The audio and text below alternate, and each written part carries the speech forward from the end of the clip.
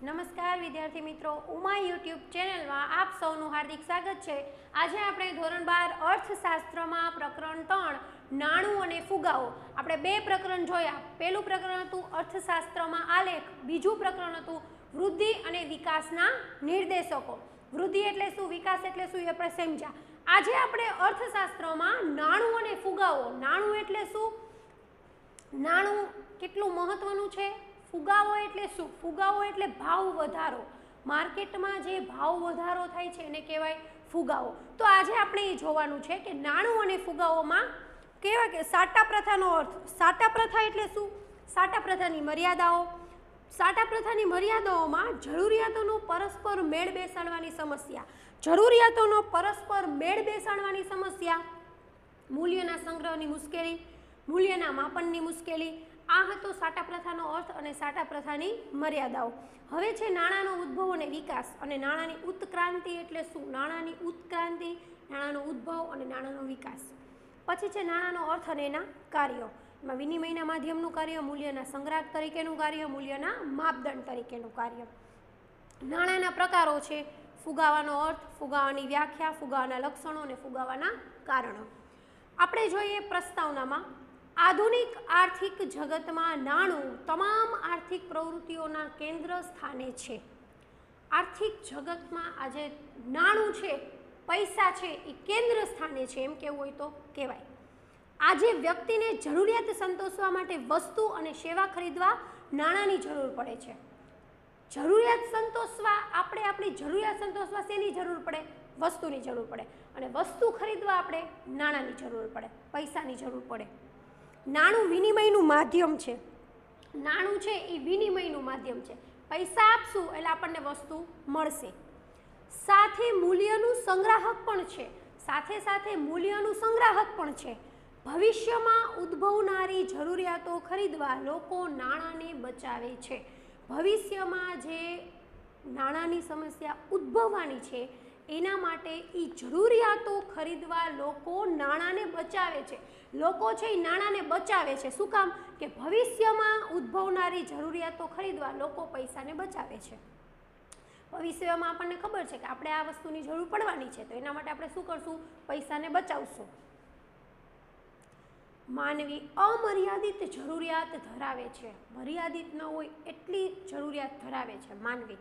વળી બધી જ જરૂરિયાત તે જાતે પૂરી નથી કરી શકતો, માનવી બધી જ જરૂરિયાત જાતે પૂરી કરી શકતો નથી, માટે પરસ્પરના વિનિમય દ્વારા, પરસ્પર વિનિમય દ્વારા, વસ્તુ તથા સેવાની આપલે દ્વારા તે વધુમાં વધુ જરૂરિયાત સંતોષવાનો પ્રયત્ન કરે છે, માટે વધુમાં વધુ તે જરૂરિયાત સંતોષવાનો પ્રયત્ન કરે અને મહત્તમ સંતોષ મેળવવાનો પ્રયત્ન કરે છે, વધુમાં વધુ જરૂરિયાત સંતોષવાનો અને મહત્તમ સંતોષ મેળવવાનો પ્રયત્ન કરે।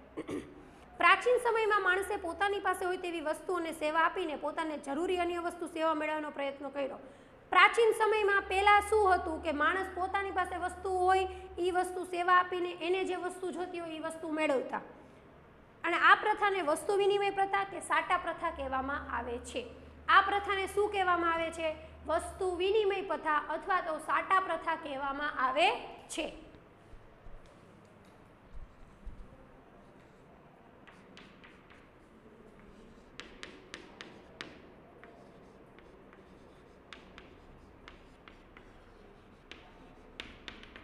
સાટા પ્રથાનો અર્થ જોઈએ આપણે, વસ્તુ વિનિમય પ્રથા એટલે વસ્તુ કે સેવાના બદલામાં અન્ય વસ્તુ કે સેવા મેળવવાની પ્રથા। વસ્તુ વિનિમય પ્રથા એટલે શું, કે વસ્તુ આપો છો અને બીજી વસ્તુ તમે મેળવે છો, એને શું કહેવાય, વસ્તુ વિનિમય પ્રથા। સાટા પ્રથાની મર્યાદાઓ, હવે સાટા પ્રથાની મર્યાદાઓ જોઈએ આપણે। શરૂઆતના વર્ષોમાં ગ્રામ સમાજ વ્યવસ્થા, ખેતીનો પરસ્પર વ્યવહાર તથા ખૂબ ઓછી જરૂરિયાતવાળું સાદું જીવન હતું। પહેલાં લોકોને ખૂબ ઓછી જરૂરિયાતવાળું જીવન કેવું હતું, સાદું હતું, એટલે વસ્તુ વિનિમય પ્રથા દ્વારા માનવી પોતાની જરૂરિયાત સંતોષતો રહ્યો, એટલે માનવી છે એ પોતાની જરૂરિયાત છે એ વસ્તુ વિનિમય દ્વારા સંતોષતો રહ્યો। જેમ કે ખેડૂત ઘઉં ઉગાડે અને ઘર વપરાશ, સ્વ વપરાશ માટે ઘઉં રાખતો, ખેડૂત ઘઉં ઉગાડે પછી પોતાના વપરાશ માટે ઘઉં રાખે અને તથા વધારાના ઘઉં આપી ચોખા, કાપડ, ચંપલ મેળવતો. પછી પોતાની પાસે જો એટલા ઘઉં રાખે, ઘઉં ઉગાડે, પછી ઘઉં પોતાની, પછી બીજાને ઘઉં આપીને ચોખા મેળવી લે, કાપડ મેળવી લે, ચંપલ મેળવી લે. આવી બધી વસ્તુ એક વસ્તુ દ્વારા એ મેળવી લેતો. ચંપલ બનાવનાર આ જ રીતે ચંપલ આપી, ચંપલ બનાવનાર છે એ ચંપલ આપે અને અનાજ, કાપડ, ઘી વગેરે મેળવી લે. જ્ઞાન આપનાર શિક્ષક ગુરુજી, એને જ્ઞાનના બદલામાં અનાજ મળતો. ગુરુજીને જ્ઞાન આપતા તો એને અનાજ મળતું, એને જ્ઞાનના બદલામાં અનાજ મળે. તો કલાકારોને પણ મનોરંજનના બદલામાં વસ્તુઓ મળતી. પછી કલાકારો હોય તો એ મનોરંજન કરે તો એને મનોરંજનના બદલામાં શું મળતી? વસ્તુઓ મળતી. એટલે ગુરુજીઓને જ્ઞાનના બદલામાં અનાજ મળે, કલાકારોને મનોરંજનના બદલામાં વસ્તુ મળે. એટલે એક વસ્તુ આપીને બીજી વસ્તુ મેળવવી. પણ સમાજ અને આર્થિક જગતનો વિકાસ થતાં, વસ્તીમાં વધારો થતાં જરૂરિયાત વધવા લાગે. સમાજનો વિકાસ થયો, આર્થિક વિકાસ થયો, એમ જરૂરિયાત પણ માણસોની વધવા લાગી, બદલાવા લાગી, સૂક્ષ્મ થવા લાગી. ઔદ્યોગિકરણ, શહેરીકરણ, શ્રમ વિભાજન તથા વિશિષ્ટીકરણ. ઔદ્યોગિકરણ એટલે ઉદ્યોગી, શહેરીકરણ એટલે ગામડાના લોકો શહેરમાં વસતા થયા. શ્રમ વિભાજન, લોકોનું જે શ્રમ વિભાજન થવા માંડ્યું, એટલે કે લોકોની મહેનત છે એ વિભાજન થવા માંડી. વિશિષ્ટીકરણ, કંઈક આવડત અને કૌશલ્ય ધરાવતું, કારણે સાટા પ્રથા મર્યાદાવાળી બની ગઈ. એટલે સાટા પ્રથા છે એ મર્યાદાવાળી બની ગઈ. હવે પરસ્પરના પ્રત્યક્ષ વ્યવહારો ઓછા થઈ ગયા. પરસ્પરના જે પ્રત્યક્ષ વ્યવહારો છે એ ઓછા થઈ ગયા અને જરૂરિયાતો વધુ થઈ ગઈ. પરસ્પરના પ્રત્યક્ષ વ્યવહારો ઓછા થઈ ગયા અને જરૂરિયાત કેવી થઈ ગઈ? વધુ થઈ ગઈ. સાટા પ્રથાની મુખ્ય મર્યાદા નીચે મુજબ છે. સાટા પ્રથાની મર્યાદાઓ આપણે જોઈએ તો નીચે મુજબ છે. જરૂરિયાતોને પરસ્પર મેળ બેસાડવાની સમસ્યા. જરૂરિયાતોનો પરસ્પર મેળ બેસાડવાની સમસ્યા. આ એની મર્યાદા પહેલી. જરૂરિયાતોને પરસ્પર મેળ બેસાડવાની સમસ્યા.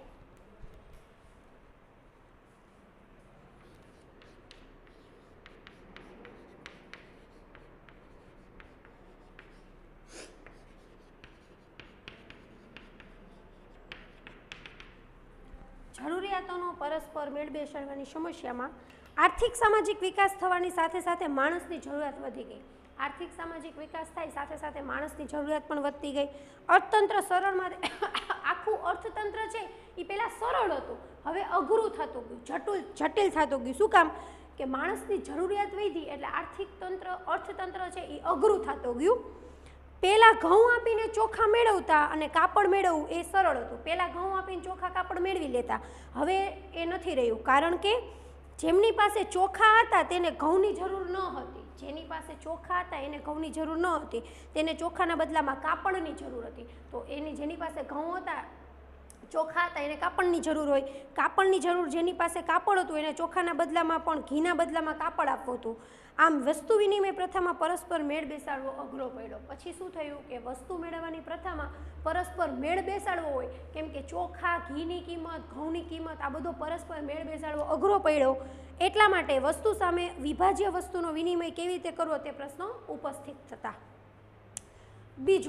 બીજો પ્રશ્ન એ છે મૂલ્યના સંગ્રહની મુશ્કેલી.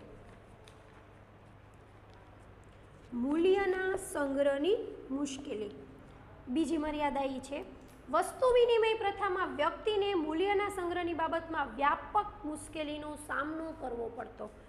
વસ્તુ વિનિમય પ્રથામાં વ્યક્તિને મૂલ્યના સંગ્રહની બાબતમાં વ્યાપક મુશ્કેલીનો સામનો કરવો પડતો.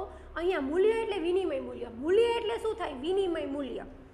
ખેડૂત ઘઉંનું ઉત્પાદન કરી ઘઉંના બદલામાં ચંપલ કે કાપડ મેળવે. ખેડૂત છે ઘઉંનું ઉત્પાદન કરે અને ઘઉંના બદલામાં શું મેળવે? તો કે ચંપલ મેળવે કે કાપડ મેળવે. પણ દિન પ્રતિદિન ઉત્પાદન અને ઉત્પાદકતા વધતા. દિન પ્રતિદિન ઉત્પાદકતા એટલે કે ખેડૂત ઘઉં ઉત્પન્ન કરવાવાળા વધતા ગયા. ઘઉં સાચવવા કેવી રીતે એ પ્રશ્નો ઊભા થતા. ઘઉંનો સંગ્રહ થાય તો ભવિષ્યમાં ઘઉં ફરી આપીને ચંપલ, કાપડ, ચોખા મેળવી શકાય, પણ ઘઉં લાંબો સમય સાચવવા કેવી રીતે? હવે ઘઉંના ઉત્પાદનો વધતા ગયા એમ તો ઘઉંનો સંગ્રહ કરવો પડે, તો ઘઉં સાચવવા કેવી રીતે? તો લાંબા સમય પછી શું ચંપલ, કાપડ આ બધું મેળવી શકાય. વ્યક્તિ મહેનત દ્વારા જે વસ્તુનું મોટા પાયે ઉત્પાદન કરતો, જો જે વ્યક્તિ છે એ મોટા પાયે ઉત્પાદન કરે પોતાની મહેનત દ્વારા, તો તેના બદલામાં તત્કાળ વસ્તુ કે સેવા મેળવી લેવી પડતી. બાકી આ ઉત્પાદનો કે તે સ્વરૂપમાં વિનિમય મૂલ્ય સાચવવું ખૂબ અઘરું થઈ પડ્યું.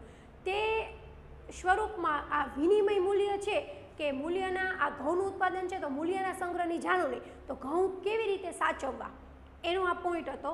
હવે મૂલ્ય માપનની મુશ્કેલી, હવે માપ આવે છે કે કેવું માપ અને કેટલા બદલામાં કેટલું દેવું, એ માપની મુશ્કેલી થતી. શ્રમ વિભાજન અને વિશિષ્ટીકરણ પછી ઔદ્યોગિક આર્થિક જગતમાં વસ્તુઓને સેવાઓના મૂલ્યમાપનનો પ્રશ્ન પણ ખૂબ અગત્યનો બન્યો. ઘઉં સામે ચોખાનો વિનિમય કરવાનો હોય ત્યાં સુધી બરાબર હતું કે ઘઉં અથવા ચોખા ત્યાં સુધી બરાબર હતું, પણ હવે ઘઉં સામે અનેક વસ્તુ આવી ગઈ. હવે ઘઉં સામે તો ઘણી વસ્તુ આવી ગઈ જેના વિનિમય દરને યાદ રાખવો, નક્કી કરવો મુશ્કેલ હતો. 1 મણ ઘઉં બરાબર 2 મણ ચોખા. ઘઉં 1 મણ હોય ત્યારે 2 મણ ચોખા થાય. 1 મણ ઘઉં બરાબર 10 મીટર કાપડ. 1 મણ ઘઉં હોય ત્યારે 10 મીટર કાપડ હોય. 1 મણ ઘઉં બરાબર કિલો ઘી, તો કિલો ઘી બરાબર કેટલું કાપડ? 1 મણ બરાબર 1 મણ ઘઉં તેના બદલામાં આપણે કહીએ તો 1 કિલો ઘી, તો 1 કિલો ઘી બરાબર કાપડ કેટલું અને કેટલા ચોખા, આ નક્કી કરવું અને તે મુજબ વ્યાપાર કરવો અઘરું થતું. માટે એક સર્વસામાન્ય માપદંડ પણ જરૂરી બન્યો. આ છે સાટા પ્રથા, અને સાટા પ્રથામાં કઈ કઈ મર્યાદાઓ હતી, તો એમાં આપણે મૂલ્યના સંગ્રહની જાળવણી, મૂલ્ય માપનની મુશ્કેલી. આમ જરૂરિયાતોનો પરસ્પર મેળ બેસાડવાની તકલીફને લીધે, પરસ્પર માપનની તકલીફને લીધે મૂલ્યના સંગ્રહની જરૂરિયાત તથા મૂલ્યના માપદંડ તરીકે કોઈ માધ્યમ હોય તો તે જરૂરી બનતા વસ્તુ વિનિમય પ્રથાનો અંત આવ્યો. પછી જે આ વસ્તુ વિનિમય પ્રથા છે એનો અંત આવ્યો અને નાણાંની શોધ થઈ. પછી શું થયું? નાણાંની શોધ, નાણાંનો ઉદ્ભવ અને નાણાંનો વિકાસ. આપણે જોઈએ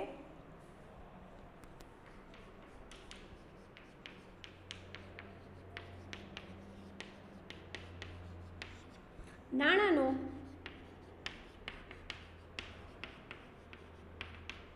ઉદ્ભવ અને વિકાસ.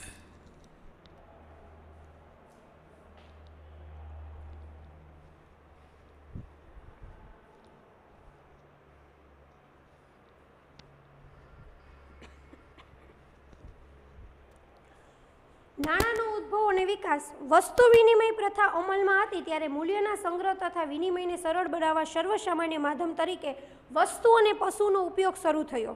વસ્તુઓ અને પશુનો ઉપયોગ થયો. ભારતમાં ખાસ તો ગાયને ધનના સ્વરૂપમાં જોવાનું શરૂ થયું. ગાય છે, ગાય એને ધનના સ્વરૂપમાં જોવાનું શરૂ થયું. હવે આપણે સાટા પ્રથા પછી જોઈએ છીએ નાણાંનો ઉદ્ભવ અને વિકાસ, કે નાણાંનો ઉદ્ભવ અને વિકાસ કેવી રીતે થયો, તો કે ખેતી પ્રધાન અર્થવ્યવસ્થામાં અનાજનું ઉત્પાદન થતું.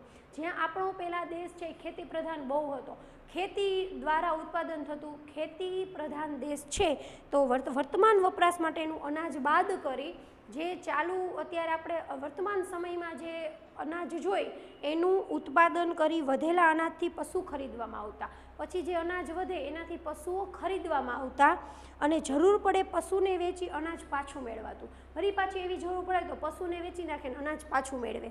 વ્યક્તિ અનાજના બદલામાં પશુ મેળવતો અને પશુ આપી કોઈ પણ જરૂરિયાત મેળવતો. અનાજના બદલામાં પહેલાં પશુ મેળવે, પછી પશુને વેચીને પોતાની જે જરૂરિયાત હોય એ મેળવે. આમ ગાય, ભેંસ, ઘોડા જેવા પશુ વિનિમયનું માધ્યમ બનતા કે મૂલ્યના સંગ્રાહક બનતા. ગાય, ભેંસ, ઘોડા છે, આ બધા પશુઓ એવા છે કે જે વિનિમયનું માધ્યમ બનતા, એટલે વસ્તુની અદલાબદલી કરવાનું માધ્યમ બનતા અને મૂલ્યના સંગ્રાહક બનતા, કે એને સાચવી પણ રાખતા લોકો, કે કેમ કે એની જરૂરિયાત ગમે ત્યારે આ લોકો પશુમાંથી પૂરી કરતા. વિનિમયના માધ્યમ તરીકે અને મૂલ્યના સંગ્રાહક તરીકે. વિનિમયના માધ્યમ તરીકે અને મૂલ્યના સંગ્રાહક તરીકે પશુનો ઉપયોગ પણ મર્યાદાવાળો બન્યો. પશુનો ઉપયોગ પણ મર્યાદાવાળો બન્યો. પશુ પણ બીમાર પડે, મૃત્યુ પામે, લાંબા સમય સુધી તેના સ્વરૂપમાં પણ મૂલ્ય સંગ્રહી ન શકાય. હવે પશુનો ઉપયોગ છે એ પણ મર્યાદાવાળો બન્યો, કેમ કે પશુ બીમાર પડે, મૃત્યુ પામે તો એને કાંઈ લાંબા સમય સુધી સંગ્રહ ન કરી શકાય. અને ભૌતિક રીતે પણ અમુક હદથી વધારે પશુને રાખવા અગવડતાભર્યું બન્યું.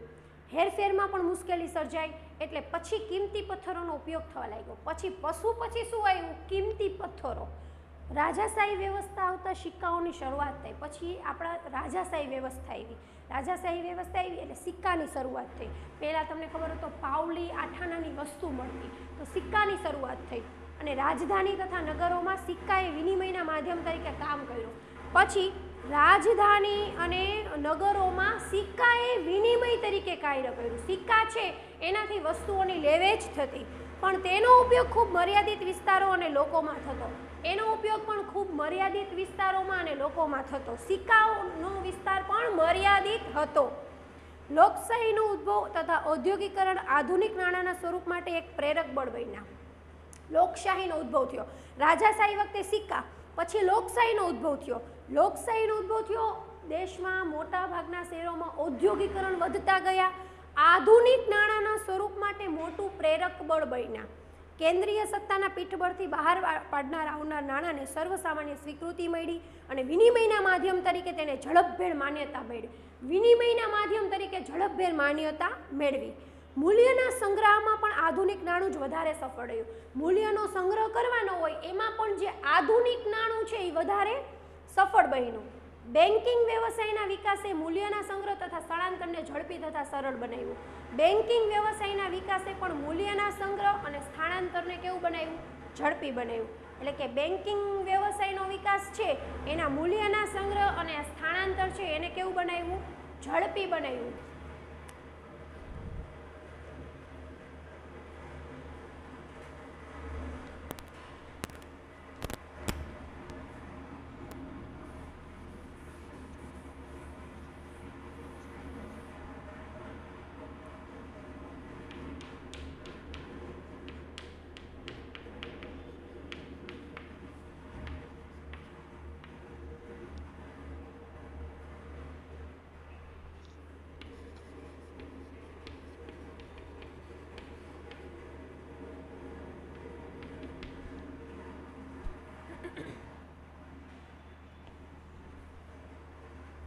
નાણાંનો અર્થ અને કાર્યો.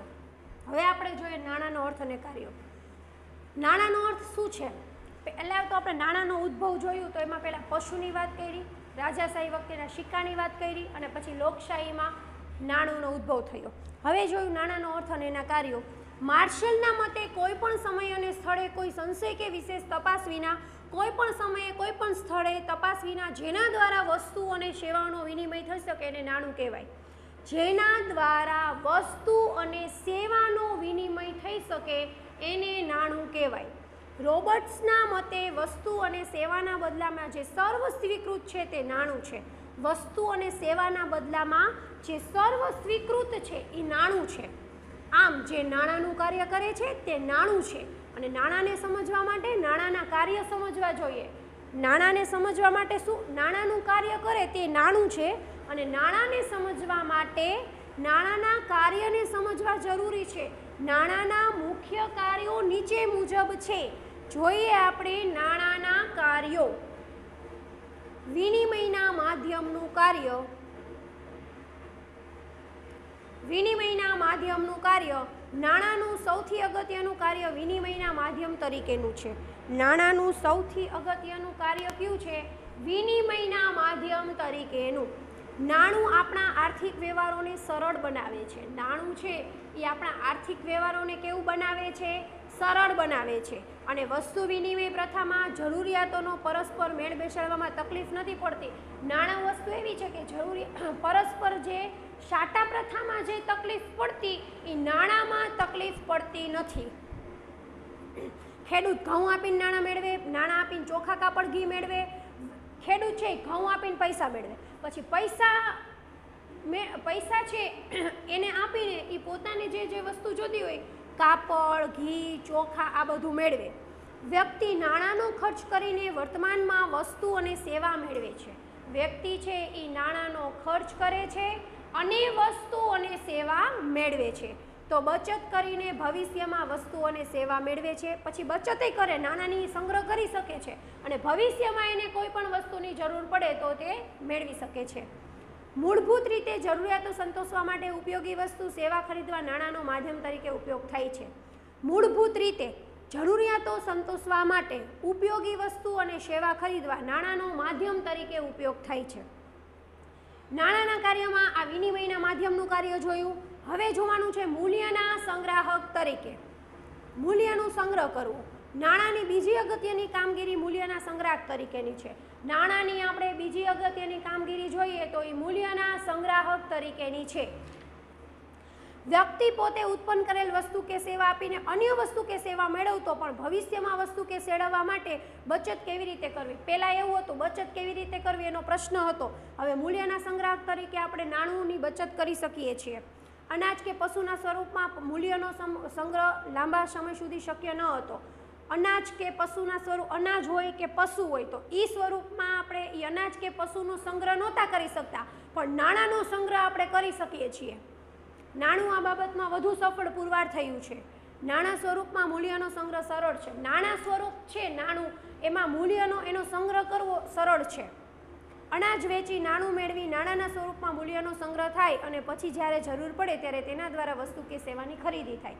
અનાજ વેચી નાણાંના સ્વરૂપમાં મૂલ્યનો સંગ્રહ થાય એટલે નાણુંનો આપણે પૈસાનો સંગ્રહ, પૈસાનો બચાવ કરી શકીએ અને જ્યારે જરૂર હોય ત્યારે આપણે તેના દ્વારા વસ્તુ કે સેવાની ખરીદી કરી શકીએ.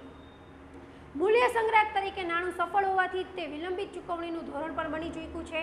ધિરાણની આખી વ્યવસ્થા, લોનની આખી વ્યવસ્થા, ઉધાર ખરીદ વેચાણની પદ્ધતિ, ઉધાર ખરીદ વેચાણ કરવું, હપ્તા પદ્ધતિ, હપ્તે આપણે ખરીદ વેચાણ કરવું, એ પાયામાં નાણાંનું આ લક્ષણ જ મદદરૂપ થયું છે. એટલે આ નાણું છે એ ખૂબ મદદરૂપ થયું છે. મૂલ્યના માપદંડ તરીકેનું કાર્ય, જેમ આપણે સાટા પ્રથાની મર્યાદામાં મૂલ્યના માપનની મુશ્કેલી હતી એવી રીતે આ માપદંડ તરીકેનું કાર્ય પણ સરળ છે. નાણું મૂલ્યના માપદંડ તરીકે અગત્યનું કાર્ય બજાવે છે.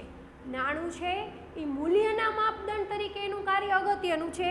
વસ્તુ વિનિમય પ્રથામાં દરેક વસ્તુનું વિનિમય મૂલ્ય યાદ રાખવું પડતું. દરેક વસ્તુનું વિનિમય મૂલ્ય યાદ રાખવું પડે. 1 મણ ઘઉં બરાબર કેટલા મણ ચોખા, આવું યાદ રાખવું પડે. કેટલા મીટર કાપડ, કેટલા કિલો ઘી, કેટલા જોડી ચંપલ, આ બધું યાદ રાખવું પડતું. નાણાંના કાર્યને સરળ, નાણું છે એ પાછું આ કાર્યને સરળ બનાવે કે 1 મણ ઘઉં બરાબર કેટલા ચોખા, તો એવું નાણું આ કાર્ય છે એ બધું સરળ બનાવે. નાણાંને કારણે કિંમતોનું તંત્ર કામ કરે છે. દરેક વસ્તુને સેવાની કિંમત નક્કી થાય છે. દરેક વસ્તુ અને સેવાની કિંમત નક્કી થાય, પરિણામે મૂલ્યની ગણતરી સરળ થાય છે. પરિણામે જ્યાં મૂલ્યની ગણતરી છે એ સરળ થાય છે. નાણું મૂલ્યનો તુલનાત્મક અભ્યાસ સરળ બનાવે. નાણું છે એ મૂલ્યનો તુલનાત્મક અભ્યાસ છે એ સરળ બનાવે છે. માટે નિર્ણયોની પ્રક્રિયા ઝડપથી થાય છે. માટે આ નિર્ણયોની પ્રક્રિયા છે એ ઝડપથી થાય છે. એટલે કે આપણે અત્યારે જોયું સાટા પ્રથાનો, પહેલાં આપણે જોયું સાટા પ્રથાનો અર્થ, સાટા પ્રથાની મર્યાદાઓ જોઈ, પછી નાણું આવ્યું સ્વરૂપમાં, તો નાણાંનો ઉદ્ભવ વિકાસ કેવી રીતે થયો અને નાણાંના કાર્યો જોયા. અને મૂલ્યના માપદંડ તરીકે પણ નાણું છે એ સરળ છે. હવે આપણે છે નાણાંના પ્રકારો, કેવા કેવા નાણાંના પ્રકારો છે એ આપણે જોશું. અત્યારે આપણે અહીં રાખીએ છીએ નાણાંના પ્રકારો અને ફુગાવાનો અર્થ આપણે નેક્સ્ટ લેક્ચરમાં જોશું. આભાર વિદ્યાર્થી મિત્રો.